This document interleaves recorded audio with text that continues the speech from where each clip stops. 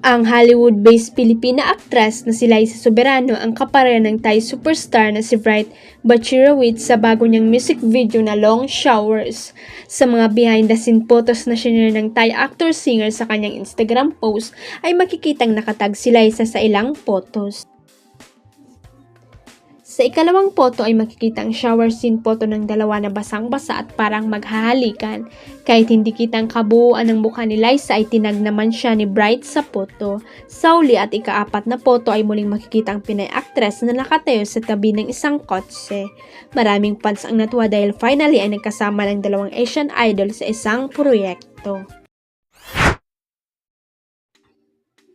Sino bang hindi excited sa pagbabalik ni na Marvin Agustin at Julina Magdangal sa pelikula? Kung ikaw ay isa sa mga batang 90s o early 2000, siguradong hinihintay mo rin ito.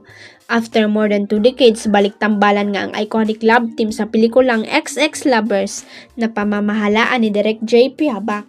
Ito rin ang unang partnership ng Cornerstone Studios at Project 8 Projects, kaya naman maraming hindi mapakali sa muling pagbabalik ng tambalang Marjo sa sinihan.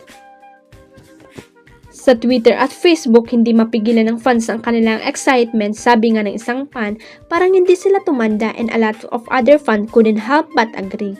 Marami ang natutuwa at nakakaramdam ng kilig dahil parang walang nagbago.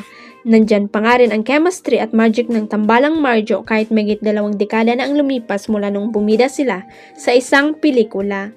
Hindi pa rin nawala ang kanilang charm na unang minahal ng mga manonood noon.